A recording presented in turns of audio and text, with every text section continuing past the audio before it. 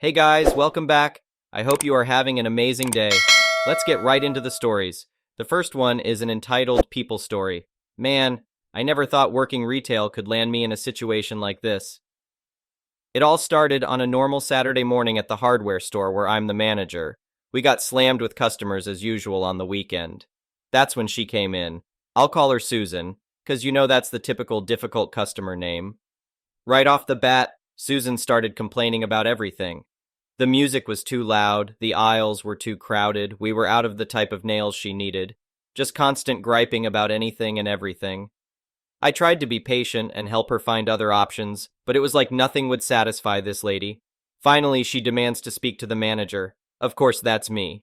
So I go over and politely ask how I can help. "This entire store is a disaster," she shrieks. "I demand a full refund on my purchases from the past year to make up for this intolerable level of incompetence." Now, usually I try to resolve complaints, but this was just too over the top.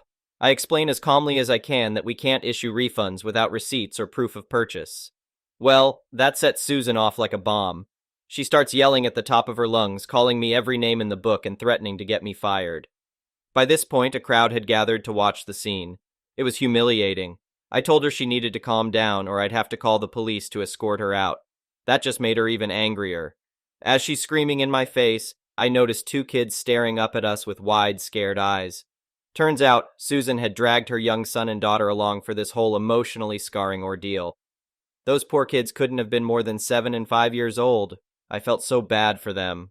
Finally, two customers stepped in to pull Susan away before she could throttle me. She was still shrieking threats as they ushered her towards the exit. I thought that would be the end of it. Boy, was I wrong. Later that afternoon, I'm in the back doing paperwork when one of my employees comes rushing back. "Boss, there's someone at the front asking for you," she says out of breath. I go see who it is, and lo and behold, it's Susan again. But this time, she had both kids by the hands, dragging them towards me. Before I can react, she shoves the kids right at me and screams, "You can have these miserable brats since you think you know everything." I'm stunned. But my paternal instincts kick in, and I scoop the crying kids into my arms, trying to soothe them. "Ma'am, you cannot leave your children here," I say firmly. "Now please take them and leave the premises before I call the authorities." Susan just shot me a venomous glare and took off without another word. I notify my staff to watch for her and make sure she's really gone before letting the kids out of my sight. Those poor babies were terrified. I sit them down in my office with some cookies and try to calm them down while simultaneously calling the police non-emergency line. I report the situation and give descriptions of Susan and the kids. The operator assures an officer will swing by the store soon to check things out. In the meantime, I'm trying to get the kids to open up. "What are your names?" I ask gently. "I'm Tommy," the boy replies in a small voice. "And I'm Sarah," the little girl adds quietly. I learn they're 5 and 3 years old. I keep them distracted with snacks and children's books for about 30 minutes until the officer finally arrives. I relay all the details, including Susan basically trying to abandon her kids here.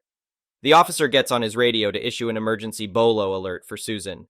Just when things seem under control, my employee suddenly bursts back in. "Boss, she's back!" she gasps. I rush to the window and there's Susan screeching in the parking lot, waving her arms madly. She locks eyes with me and starts stomping towards the store entrance, jaw clenched with fury. That's when the officer jumps into action. He throws open the door and confronts Susan head-on. "Ma'am, you need to leave immediately before you're arrested for child endangerment," he warns sternly. Susan loses it. She starts grabbing at the officer's arms, kicking and scratching like a wild animal. He calls for backup on his radio as he struggles to restrain her. Seeing their mother in a deranged rage must have traumatized those kids even more because they burst into hysterical crying. I scoop them close protectively just as 2 more cruisers pull up, lights blazing. The backup officers subdue Susan within seconds, zapping her with a taser for good measure when she keeps writhing around aggressively, even in cuffs. They stuff her screeching self into the back of a cruiser as she pelts them with racist and sexist slurs. I'm just standing there in shock, holding the sobbing children, as the whole delirious scene unfolds before us. Thankfully, the first responding officer stays with me to handle things from there. Child Protective Services are contacted, and after assessing the situation, they take emergency custody of Tommy and Sarah until a court hearing can be held. All the employees provide witness statements of Susan's unstable and dangerous behavior. The police acquire the store security footage as well to use against her. A few weeks later, I'm subpoenaed to testify in family court about the harrowing ordeal. The children's father is located as well, and deemed a fit parent after an evaluation. Susan, of course, goes ballistic during the proceedings, screaming that everyone is out to get her. But the judge isn't having any of it. Based on the mountain of evidence, Susan loses custody and faces charges of child endangerment, resisting arrest, and various other offenses. I'm just relieved those sweet kids are safe now and getting the love and care they deserve from their dad. As for me, I sure learned my lesson about the true insanity some customers are capable of. But I'm also grateful I was able to be there for Tommy and Sarah in their time of crisis. I like to think we helped give them a much happier ending than if Susan had abducted them God knows where that day. It was definitely the craziest situation I've ever faced at this job. Guess you never know what bizarre drama might come walking through the front door next. The next one is a pro-revenge story. In September of 2020, the apartment next to mine was rented out to two young women, both students. After they settled in a bit, it turned out they wanted to have a party. No big deal, except Belgium was in full lockdown at this point due to COVID, and you were supposed to only have one fixed visitor over. But then again, to be young again, etc. So I didn't really care. During this time, I was working in healthcare. I work with the mentally disabled, but I volunteered for the ad hoc COVID team, meaning I got called upon to tend to those residents who were sick and needed quarantining, or were effectively diagnosed with COVID. This meant pretty long working hours, and I spent about 10 to 11 hours a day at work, with a full-hour bike ride to and from work. Needless to say, I was pretty tired most of the time, so I wasn't looking forward to the noise from a party, but I'm pretty chill, and know that living in the city, some noise is to be expected. So they are having their party, and I can stand some noise and music. But this party was wild. People shouting full on in the hallway, wrecking things, etc. At about 4 in the morning, I introduced myself to the neighbors and asked them when they could expect their company, over 20 people, to leave, and if they could refrain from having a party the next day, as I have to work and get up at 6 every day. So they promised they would keep it down the rest of the night. They didn't, and that they wouldn't have a party the next day. Plot twist. They did have another party, and then did another one the day after. At this point, I had been going for a full 3 nights without sleep and was nearing neurosis. Every night I had talked to the girls, and every night they would be full of apologies and stuff, but nothing would change. I also felt terrible when I had to enter their place because it would be absolutely packed with people, and I work with some very vulnerable people at work whom I wouldn't want to spread COVID to. This was pre-tests, pre-vaccines, pre-much of the knowledge we now have about COVID. Luckily, the weekend came and they went to their parents, and I could recover a bit. Suffice to say, I wasn't really liking my new neighbors. During the next few weeks, they refrained from big parties, but they would have a constant flood of people coming over during the night. And by constant, I mean constant. Like their bell would ring 70 times a night and people would always be coming or going. And those people would be drunk and loud. Our communal hallway is pretty much an echo chamber because it's all stone, and any noise will travel throughout the building. Basically, I couldn't rely on sleep at night. It drove me crazy. I could only sleep Friday through Sunday because then they would go off to their parents or whatever. I couldn't grasp how they could know this many people that would always be coming and going. During one night, while knocking on their door to complain about the noise, I encountered my upstairs neighbor, who is also on Reddit, hi, and decided that we would have to join forces to get this to stop. My neighbor told me some important information. The reason there were people coming and going all the time was that they used their apartment as a makeshift bar hangout. During this time, bars were closed due to COVID, and all those students were using the big apartment to hang out. Moreover, across the street was another frat house with 5 boys living there, and that too was a secret hangout. So people would hang out at those 2 places and cross the street if they wanted a different atmosphere or wanted to see their other friends, etc., etc. And the boys from across the street would also come over 15 times a night. Most visitors seemed to be law students or affiliated with them. Basically, our communal hallway was just a part of their cafe space now. So we tried talking to the girls. Then we started to talk to the visitors. None of them had any sympathy for us when we were asking them to be quiet at 4 in the morning. Most of them just laughed at us, as we were the pesky neighbors, no doubt. Even more of them were just so wasted that they didn't know what they were doing. So we started calling the police dozens of times. Most of the time they weren't let in, and the police told us they couldn't do anything. We kept calling as we wanted a record of our calls in the system. Belgium was still in full lockdown at this point, and what they were doing was full-on illegal. Even so, the police told us their hands were tied if they wouldn't open the door. When the police couldn't help, I turned to the next best thing. I'm a social worker, and so I have no problems looking up information and calling around to look for help. This is what I did. Most places, student unions, police, town hall, were understanding but couldn't really do much. So I acted on the suggestion of the upstairs neighbor and contacted one of the girls' deans. I shot him a nice email about being sorry to have bothered him and taking up his time, but I had this big group of students from his faculty ganging up every night, and maybe he wanted to know about it since they were breaking every possible COVID rule that existed at that time, especially since me and my neighbor were about to go to the papers with this story, as secret lockdown parties were becoming a thing in the papers at this point. This dean called me back right away, and we had a nice talk about our problems. He told me he was on it. So basically what he did was call the law student girl and her parents. Big drama ensued, and we finally got to sit down with the girls, and they finally sounded like they were sorry. Tears were shed, for which I had no patience, to be honest. We learned that the police had actually been inside a few times, and they were issued tickets for having secret parties. Those were €300 each a pop, so no idea why they didn't just stop. We learned they were not happy because the dean had called them up at 11 o'clock and they were still asleep.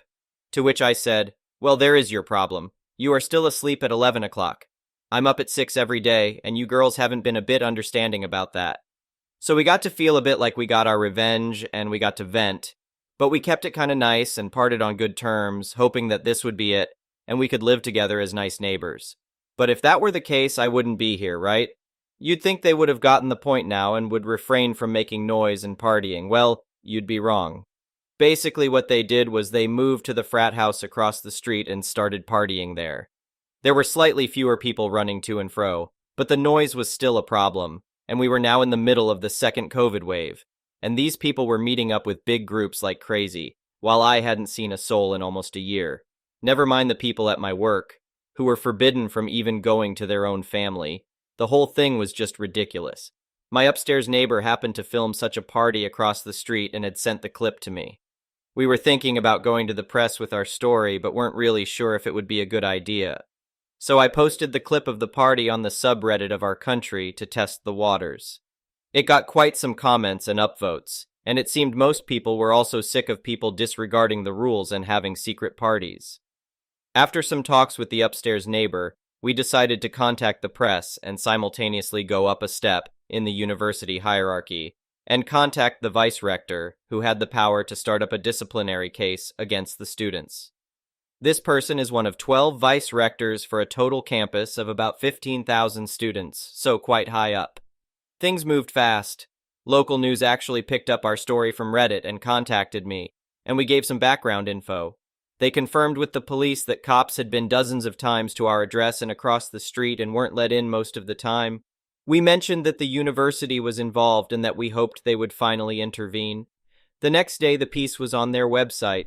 It went viral there and got promoted to the sites of most national newspapers. Its headline was sensational enough, mentioning the dozens of times police had showed up and also mentioning how healthcare workers were being kept up by selfish students. At the same time, the vice-rector contacted us to take our statements, which we already had prepared on paper, and informed us they would investigate and could possibly start up disciplinary actions. At the same time, more reporters were contacting me throughout the day, and we made sure to mention that to her and link the university to the printed articles. The next day, while at work, I got a message from the upstairs neighbor that a film crew from the national news was at our doorstep. He declined to talk to them, and I would have done the same since this was getting pretty big now. But they made a segment anyway.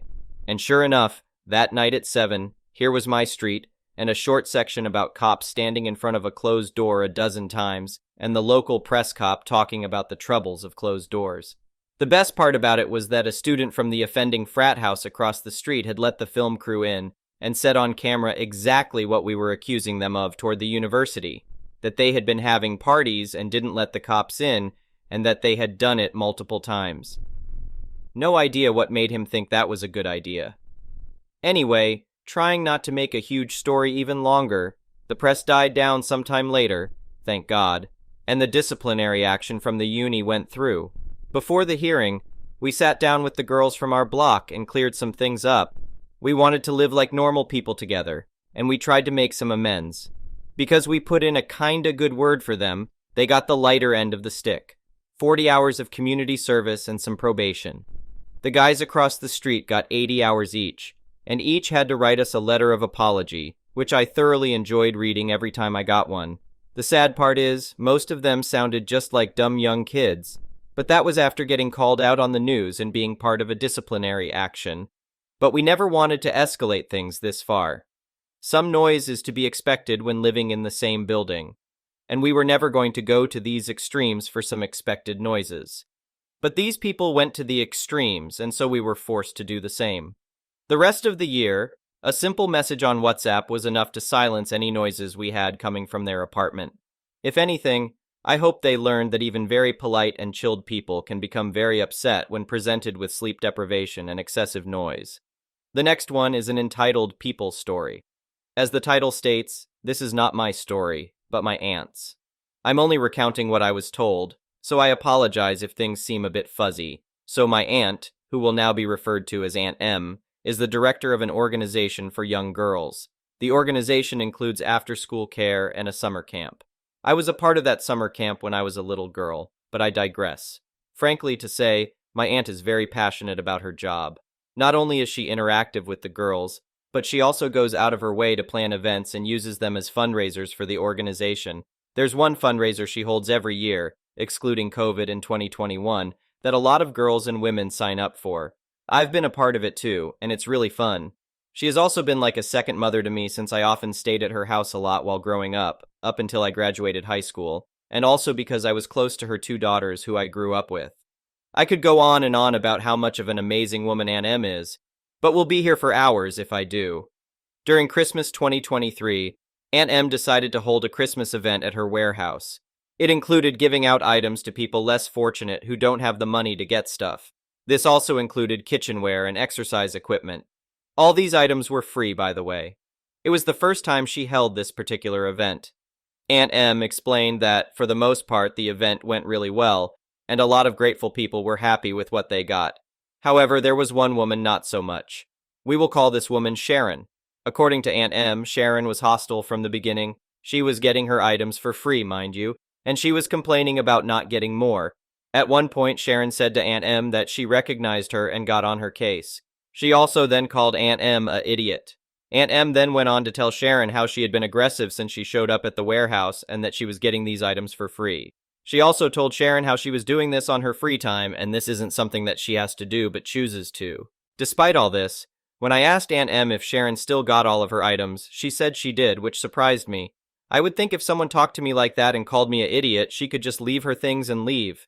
However, Aunt M said that she plans on doing the warehouse event next Christmas, but Sharon is now banned from coming back. I'm sorry if it's vague, but I'm only explaining from what I remember Aunt M explaining to me. But really, though, some people can be so entitled even when getting things for free. The next one is an entitled parent story. So, to get you all up to speed, I'm going to give you a rundown of my situation. I went NC with my mother back in October. She threw a tantrum about her husband not being invited to my Halloween party. The reason he wasn't invited, he was abusive to me my whole life. He molested me for 2 years. He sexually assaulted me. He was physically, emotionally, and verbally abusive as well. He's a sociopath. He doesn't give a crap about who he harms or anyone else's feelings. He's a pedophile, and that's why I'm protecting my child from him and my mom. I went NC with my mother's husband 2 years ago. I went NC in May 2022 when I found out I was pregnant, and I moved in with my husband shortly after. My mother tried extreme methods to get her way. She had sent me fake custody papers in the mail to try and scare me. Her husband came to my door yelling and demanding to see my daughter. He yelled, cursed, and kicked my door, which I got with my Ring doorbell camera. He was arrested by officers for not leaving and for threatening them. They have been nonstop trying to taunt me. My mother even showed up to my husband's job and caused a scene. So that's the rundown of the whole situation. So my mother came to my door this morning when my husband just came back from his overnight shift at his job. She banged on my door and my husband answered it. For context, this situation was all caught on camera. I have cameras outside my apartment door, and I have one in the house pointed at the door. My husband told her that she wasn't welcome here.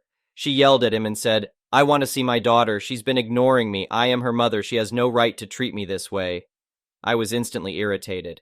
I told my husband to go to the back room with our child. I walked to the door and blocked her from getting inside. She was yelling and screaming at me like a crazy person. She threw a tantrum. She found out about my daughter's party and she wasn't invited. She said it wasn't fair. She demanded I let her in my house to see my daughter, who for some reason she calls her daughter. It's creepy and weird. She tried to bulldoze her way into my house. I tried to shut my door and she pushed against it. I was flung into the wall so hard it left a hole in our dry wall. I had bruises on my forearm. I screamed at her to get out. She shoved me and I saw red. I punched her in the face so hard that she flew back. I managed to get her out of my doorway and we shut the door and locked it. My husband called the police. She was arrested for assault and for attempted breaking in and entering, or whatever they'd call it.